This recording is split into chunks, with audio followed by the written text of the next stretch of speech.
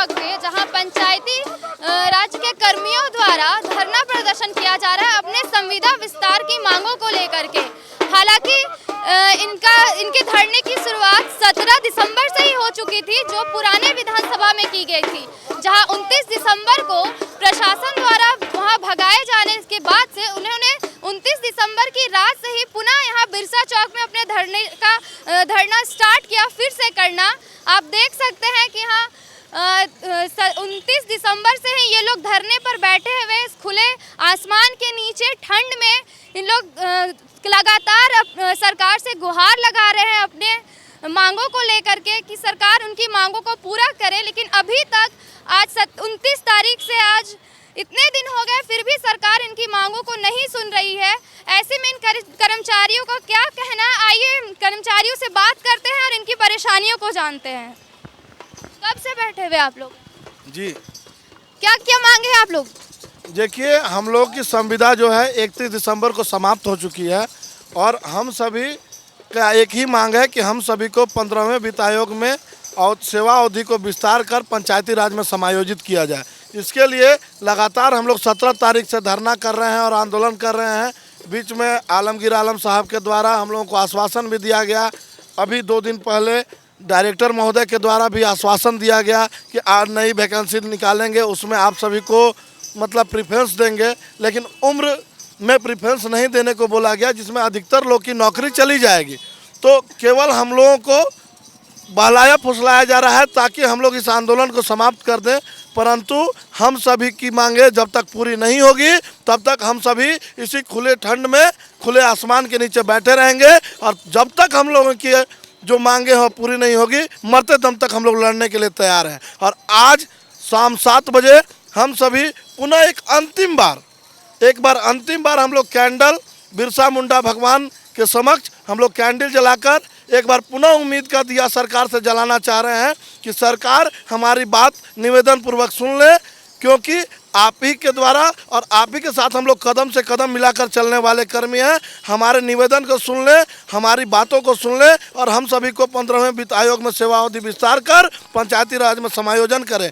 नहीं तो फिर हम सभी अगर बेरोजगार रह जाएंगे और आप जो जितने भी वादे अपने इलेक्शन अपने चुनाव से पहले जितना बोले थे कि संविदा शब्द ही समाप्त कर देंगे, सभी को समान काम के बजाय समान वेतन देंगे, ये सारे सच थे या जुमलेबाजी थी? यह कम से कम सरकार से हम निवेदन पूर्वक पूछना चाह रहे हैं कि आप हमें बताएं कि वह जुमलेबाजी कर रहे थे या हम लोगों के लिए, हम युवाओं के प्रति सच में सजग थे। और अगर सच में सजग हैं तो हम सभी की बातों को निवेदन पूर्वक सुने और हम सबों का जो परेशानियां हैं उन सबको सॉल्यूशन करने का कष्ट करें। कौन कौन आश्वासन देने कौन कौन आए थे यहाँ पे? यहाँ पर हम लोगों को आश्वासन देने कोई नहीं आया है। हम लोग जब पुराने विधानसभा के बगल में बैठे थे तो वहाँ पर आलमगीर आलम सर, दीपिका पांडे मैडम और बादल पत्रलेख सर, 2 मंत्री और 1 विधायिका मैम, तीनों हम लोगों के बीच में पहुँचे थे और उनके द्वारा बोला गया था कि 31 दिसंबर का जो आप लोगों की अवधि समाप्त होने वाली जो पत्र है उसके लिए हम लोग कुछ न कुछ करके और उसको रद्द करने का काम करेंगे। और दूसरी बात कि 28-29 तारीख तक आप लोगों की सेवा अवधि की विस्तार वाली जो पत्र है वो हम आप लोगों के ज़िले में पहुंचाने का काम करेंगे। परंतु उनके द्वारा जितना भी बातें बोली गई थी, जितना भी आश्वासन दिया गया था, उन पर कोई भी कार्य नहीं किया गया, सारा जुमलेबाजी निकला। पुनः हम लोग सोचे कि सरकार के पास बहुत सारे कार्य हैं तो हम लोग उन्हें पुनः याद दिलाने का काम करेंगे। तो हम लोग पैदल मार्च कर और शांतिपूर्वक हम लोग जा रहे थे तो हम लोग को रातू रोड चौक पर हम लोगों को रोककर कैंप जेल ले जाया गया था।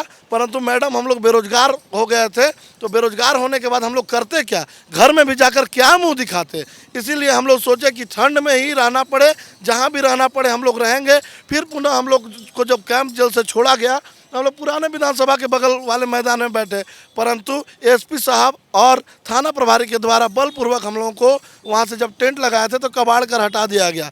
हम बेरोजगार थे, हम लोगों के पास पैसे नहीं थे, तो हम लोग सोचे कि ठीक है, अगर सरकार और प्रशासन चाहती है कि हम सभी 1600 कर्मी खुले आसमान में सोए तो हमें वह भी मंजूर है, परंतु मुख्यमंत्री से अभी भी निवेदन कर रहे हैं, क्योंकि हम सभी सरकार के साथ कदम से कदम मिलाकर चलने वाले हैं। हम सभी पंचायतों के विकास में सबसे आगे रखकर और सबसे आगे बढ़कर कार्य करने वाले लोग हैं। इसीलिए हम लोग सरकार के विपक्ष में नहीं है, सरकार से कदम मिलाकर चलने वाले लोग हैं। इसीलिए अभी भी उम्मीद का दिया जला हुआ है और अभी भी सरकार से बार बार निवेदन कर रहे हैं कि हम सभी को 15वें वित्त आयोग में हम लोग का सेवा अवधि विस्तार कर पंचायती राज में समायोजित किया जा सके। जैसा कि आपने देखा कि कई मंत्री भी इनके पास आए और उन्हें झूठा दिलासा ही दे करके गए हैं। ऐसे में और लोगों का क्या कहना है इस पे आइए जानते हैं। क्या सरकार से क्या कहना चाहें? सरकार से एक ही बात हम बोलना चाहते हैं निवेदन पूर्वक कि मेरा संविदा विस्तार करें और पंचायती राज में समायोजन करें। लेकिन सरकार झूठा वादा करके हम लोग को बरगला फुसला के एक बार तो धरना को स्थगित करा दिए, पुनः हम लोगों ने ज़ोर शोर से किया है। अब बहलाने फुसलाने से काम नहीं चलेगा। जब तक लिखित आश्वासन नहीं आएगा तो हम लोग के जान चले जाए, प्राण चले जाए, मर जाए, लेकिन यहीं बैठे रहेंगे खुला आसमान में। और नौकरी हम लोग जब समायोजन करेंगे, अवधि विस्तार करेंगे, तभी यहाँ से उठ के जाएंगे। अब झूठा आश्वासन से हम लोग नहीं मानने वाले हैं, किसी भी हालत में नहीं मानेंगे जब तक रिटर्न नहीं आएगा।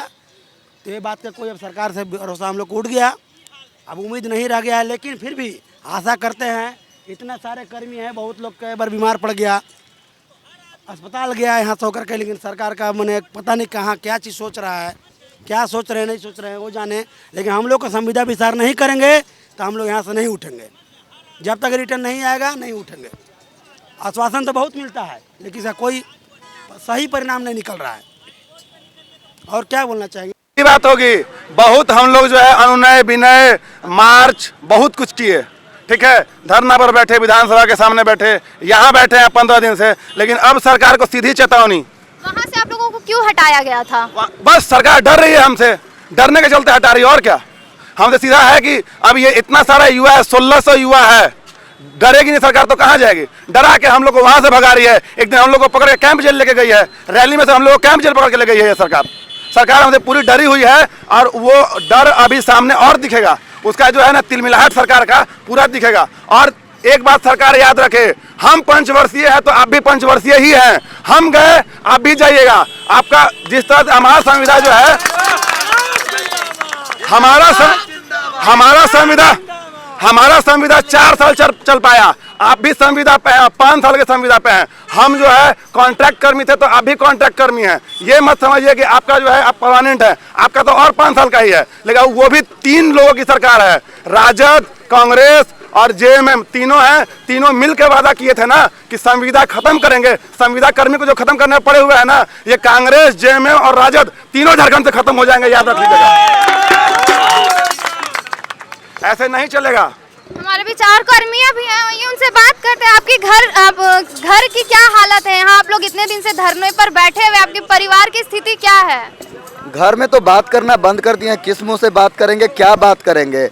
घर वाले तो एक ही बात कहते हैं, जैसे ही फ़ोन लगाता हूँ, बेटा कुछ अपडेट आया, कुछ हो रहा है तुम लोग का, तो उससे क्या हम कहें, समझ में नहीं आता घर में क्या बात करे, क्या नहीं करे, क्या मुँह से बात करे। पापा थे, प्राइवेट टीचर थे, जब जॉब लगी तो उनको जॉब छुड़वा दिए। 60 साल 62 साल की उम्र में अब उनको कहें कि दोबारा आप जाइए स्कूल में पढ़ाने, नहीं हो पाएगा। उन्होंने अपने जीवन की सारी पूंजी लगाकर मुझे पढ़ाई है, और उसके बाद 2 साल 3 साल 4 साल काम करने के बाद फिर से उनसे कहूँ कि आप जो है काम पे जाइए और हम जो है बैठ के और फिर से पढ़ाई करेंगे, ये स्थिति तो बिल्कुल एक्सेप्टेबल नहीं है। आप समझ सकते हैं ये पूरा का पूरा मैटर जो है वो वादा खिलाफी का है। सरकार एक वादा करती है, चुनाव में आती है, हम जो है एक राजनीतिक पार्टी है, राजनीतिक संगठन है, या फिर आप गठबंधन कहिए या जो कहिए, वो चुनाव में आती है, वादा करती है, हम लोगों के नाम पर चुनाव लड़ती है। हमने भी अपने स्तर से मदद किया, अपना वोट दिया, और उसके बाद फिर अपने लोगों को भी प्रेरित किया कि आप वोट दीजिए, हमारा भला होगा, हमारा भला होगा तो हमारे जानने वालों का भला होगा। फिर क्या करती है सरकार, आती है और उसके बाद वादा खिलाफी शुरू कर देती है। जिन संविदा कर्मियों को लेकर सरकार मतलब जब पार्टी थी तो इतनी चिंतित थी, और सरकार बनने के बाद उनकी चिंता खत्म हो जाती है, हम उनके कोई नहीं रह गए। उनको ये चीज़ याद रखना चाहिए कि हमने ही वोट किया है, हम सभी के सभी झारखंड के हैं और हमारे वोट से ही आज वो मुख्यमंत्री या मंत्री या कुछ भी बने हुए हैं। मेरी डिमांड किसी पदाधिकारी, किसी कर्मी से नहीं है, मेरी डिमांड किसी मंत्री से भी नहीं है, सिर्फ और सिर्फ मुख्यमंत्री से है, क्योंकि मुख्यमंत्री साहब वादा करके इस चुनाव में यहाँ आए और उनके द्वारा वादा का पूरा नहीं किया जा रहा है। कुछ दिन पहले आप लोग प्रोजेक्ट भवन भी गए हुए थे, वहाँ क्या हुआ? लगातार हम लोग मिल रहे हैं सरकार से, कर्मियों से, जो पदाधिकारी हैं उनसे, कहाँ पर क्या क्या प्रकरण हुआ मैं उसको विशेष बताऊं तो सबसे पहले हम लोग डायरेक्टर सर के पास गए तो डायरेक्टर सर बोले कि एकदम निश्चित 100% कि एग्जाम होगा और तुम लोगों की रिक्रूटमेंट ली जाएगी, तुम लोगों को जो होगा प्राथमिकता कोशिश करेंगे कुछ प्राथमिकता दें। उसके बाद सेक्रेटरी मैडम के पास गए तो वो बोली कि क्या प्राथमिकताएं दिए जा सकती है जिससे तुम लोगों को कम नुकसान हो। उसके बाद जब चीफ सेक्रेटरी सर के पास गए तो चीफ सेक्रेटरी सर चिंतित दिखे हम लोगों को लेकर। चिंता सबके पास दिखती है कि हाँ वो चिंतित है कि कोई संविदा कर्मी बेरोजगार हो रहा है, लेकिन उसके लिए कुछ करने को तैयार नहीं है। चीफ सेक्रेटरी सर इतना तक बोले कि जाओ बेटा मेरी शुभकामनाएं हैं, तुम्हारा भला हो, लेकिन बोलने से भला नहीं होता, अगर वो कुछ कर दें तो हमारा भला हो जाए। हम चीफ सेक्रेटरी सर से आपके माध्यम से अनुनय विनय करना चाहते हैं कि जो सर आप बोलते हैं उसका कुछ तो करिए, हम लोगों के लिए कुछ तो कीजिए। मुख्यमंत्री भी बोलते हैं कि रिजॉल्व हो रहा है, मुख्यमंत्री से आप लोग मिले थे तो वो क्या बोले थे? जी मुख्यमंत्री सर से अभी रिसेंटली जो मिले उसमें बोले रिजॉल्व हो रहा है, और उससे पहले 25 बार मिल चुके हैं। हर बार कहते हैं मामला संज्ञान में है, हम इस पर काम कर रहे हैं। इतना बड़ा तो काम नहीं है कि इस पे काम ही करते रह गए पिछले 9 महीने से।